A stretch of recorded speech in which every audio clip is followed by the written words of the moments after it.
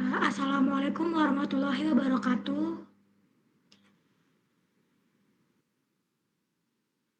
Kami dari kelompok 3 ingin mempresentasikan hasil diskusi kami mengenai tugas terstruktur 1. Sebelumnya, perkenalkan nama saya Fania Amanda Kurniati dengan NIM H1A024041. Nama saya Prabowo Dwi Yulostono, NIM H1A 024021. Perkenalkan, nama saya Meica Tanaya, NIM H1A 024023. Selanjutnya, pendahuluan akan dibacakan oleh Maica. Pendahuluan. Pemrosesan sinyal adalah bagian penting dalam teknik elektro yang bertujuan memastikan informasi dapat diolah, dikirim, dan diterima dengan akurat. Sinyal, terutama sinyal suara dan komunikasi, sering terpengaruh derau, distorsi, dan perubahan spektrum, sehingga diperlukan pemahaman tentang analisis sinyal dan karakteristik sistem LTI, termasuk penggunaan filter digital, konvolusi, serta transformasi waktu dan frekuensi. Selanjutnya ada dasar teori. Yang pertama adalah sampling. Sampling adalah proses mengubah sinyal kontinu analog menjadi sinyal diskret digital dengan mengambil nilai pada interval waktu tertentu. Konsep ini penting terjadi karena sistem digital seperti komputer dan DSP hanya dapat memproses waktu diskret. Sinyal kontinu terdefinisi di setiap waktu, contoh suara, suhu, tegangan, sedangkan sinyal diskret hanya pada waktu tertentu, contoh rekaman digital. Selanjutnya ada energi dan daya sinyal. Energi sinyal adalah total tenaga sinyal dalam seluruh waktunya yang digunakan untuk sinyal berdurasi terbatas. Daya sinyal digunakan untuk sistem yang berlangsung terus-menerus dan menghitung daya rata-rata persatuan waktu. Energi menggambarkan keseluruhan isi sinyal, sedangkan daya menunjukkan kekuatan sinyal setiap detik.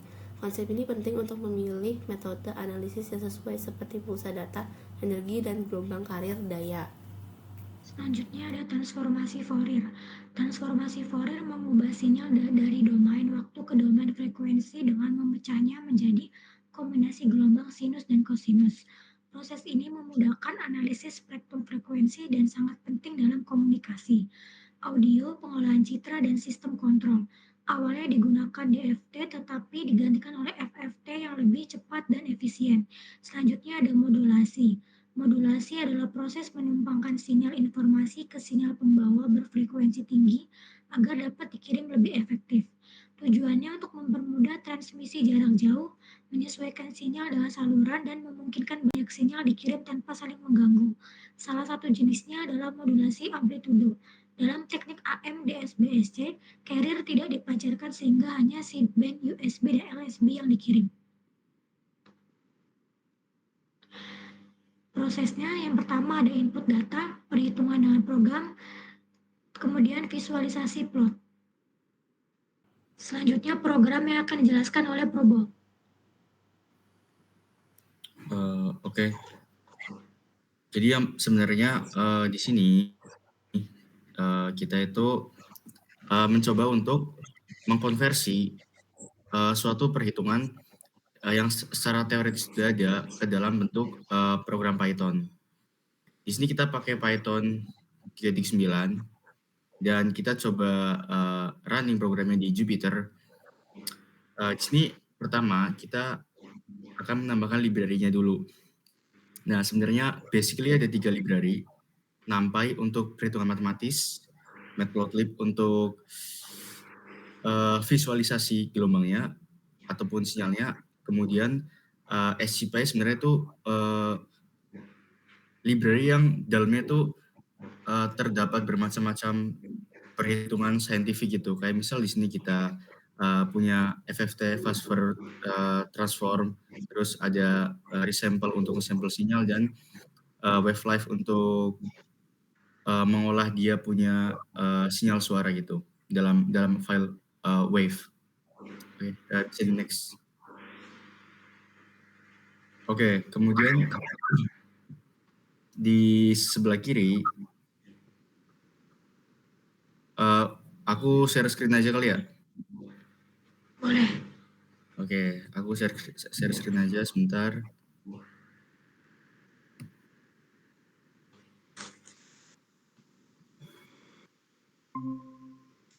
Oke, apakah sudah muncul?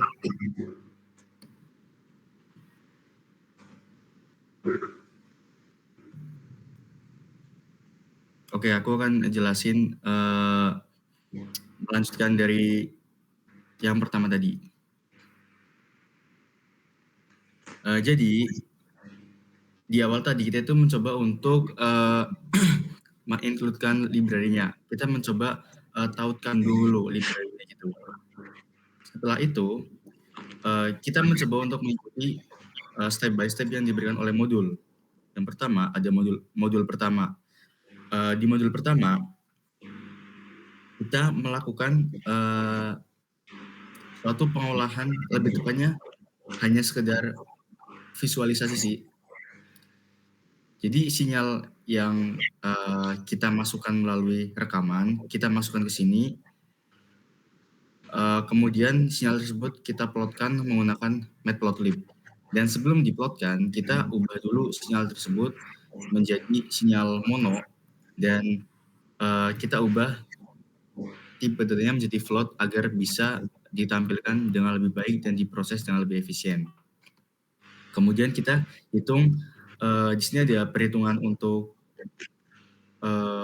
durasi, sama kemudian di bawahnya ada energi serta dayanya, daya rata-rata lebih tepatnya, serta total energinya.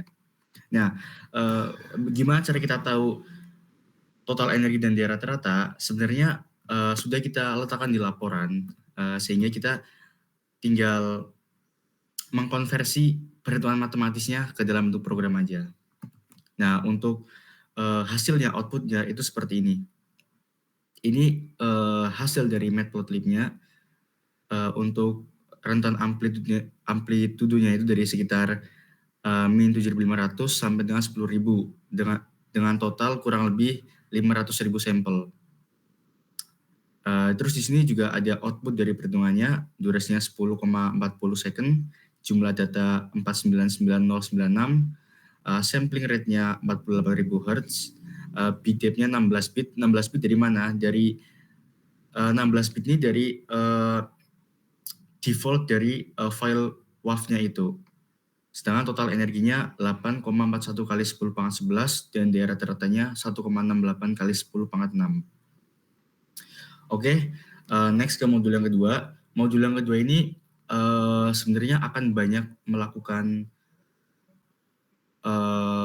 modifikasi pada bagian sinyalnya. Yang pertama itu kita mencoba untuk melakukan pergeseran waktu, di mana kita akan menggeser waktunya delay ke arah kanan kurang lebih 0,5 detik dengan menggunakan fungsi-fungsi yang memang sudah disediakan oleh si Python-nya ini. Sehingga kita tinggal lebih ke arah pinter-pinter cara ngeplotnya aja. Kemudian pembalikan waktu juga sama, menggunakan function flipwood, di mana kita akan membalik ray-nya gitu, sehingga dia bisa terbalik. Kemudian untuk penyalaan waktu atau ekspansi, kita resample sebenarnya, tetapi sampel yang awal tadi kita kalikan dengan 2 sehingga dia lebih lebar gitu. Sedangkan ketika kompresi itu adalah kebalikan dari ekspansi, kita membagikan dengan 0,5. Berarti overall kita membagi data aslinya dengan setengah gitu. Jadi ada empat perubahan pada sinyalnya, dan ini adalah outputnya. Yang pertama adalah time shifting atau pergeseran waktu. Bisa kita lihat pada saat di data aslinya dia itu mulai kurang lebih dari 90.000, sedangkan ketika kita time shifting kan dia mulai kurang lebih di atas 100.000 gitu. Mungkin ya kira-kira ini berapa ya, 120.000 gitu. Saat sampel 120.000 dia baru kemudian menunjukkan sinyal yang lebih bervariasi gitu. Kemudian untuk time reverse atau pembalikan sinyal tinggal dibalik saja. Bisa dilihat sebenarnya kalau kita kecilkan, nah antara atas dan bawah itu saling berkebalikan. Kemudian untuk time expand bisa kita lihat dari jumlah sampelnya. sampel yang semula itu hanya berjumlah 500.000, sekarang sudah lebih dari kurang lebih 1 juta lah, 1 kali 10⁻⁶ gitu. Sehingga dia lebih lebar, otomatis di mana suaranya lebih lambat. Dan ketika sinyalnya dikompresi, justru sebaliknya, dia sinyalnya semakin cepat. Bisa kita lihat juga dari sampelnya, yang tadinya 500.000, sekarang cuma ada 250.000, di mana setengah dari yang aslinya gitu. Oke, lanjut ke modul yang ketiga. Modul yang ketiga, di sini kita itu mencoba untuk melakukan fast Fourier transform menggunakan fungsi FFT yang memang udah disediakan sama Python. Jadi di sini kita emang tinggal pakai aja karena semuanya udah disediakan sama Python. Dan kita di sini mencoba untuk menampilkan spektrum magnitude-nya dari segi frekuensi, di mana awal gelombangnya, awal spektrumnya mungkin kurang lebih ini berapa ya? Sedikit di atas 0,1 sekian gelombangnya itu ada pada gelombang resonansinya. Kemudian beriring dengan berjalan waktu, dia semakin meluruh. Dan frekuensinya di sini dihitung, dan outputnya adalah 313,33 Hz, yang menunjukkan bahwa ini adalah frekuensi dari suara manusia gitu. Kurang lebih seperti itu di modul yang ketiga. Lanjut di modul yang keempat. Nah, di modul yang keempat, kita itu mencoba untuk melakukan modulasi. Nah, modulasi apa? Kita mencoba menggunakan modulasi AM, lebih tepatnya AM DSBSC. Dan modulasinya kita juga menggunakan fast Fourier transform. Di sini pakai FFT lagi. Kemudian hasil dari modulasinya itu kita coba plotkan. Kemudian kita juga coba plotkan satu persatu. Jadi ada satu yang gabungan dalam artian dalam satu waktu, satu lagi dalam waktu yang berbeda gitu. Lebih jelasnya outputnya aja. Nah, ini sebenarnya spektrum sinyal termodulasi oleh AM DSBSC, tapi dari segi frekuensi aja. Kemudian, nah ini kalau misal dari segi waktu, dua output ini dari segi waktu, ini ketika dalam satu waktu yang sama, tetapi kita mencoba untuk menggabungkan sinyal asli dan termodulasi, di mana sinyal aslinya mencoba untuk menumpangi sinyal carrier-nya gitu, sehingga sinyalnya termodulasi gitu. Nah, sinyal carrier-nya itu berasal dari mana? Sebenarnya sinyal carrier-nya di sini kita itu mencoba untuk membuat sendiri. Jadi kita mencoba untuk membuat frekuensi pembawa dengan frekuensi carrier itu sekitar 10.000 Hz, 10 kHz artinya. Kita menggunakan gelombang kosinus. Nah, gelombang kosinus itu kemudian kita ditumpangi oleh sinyal informasinya, sehingga dia menjadi seperti ini. Ini menjadi seperti ini, yang berwarna oranye atau coklat lah.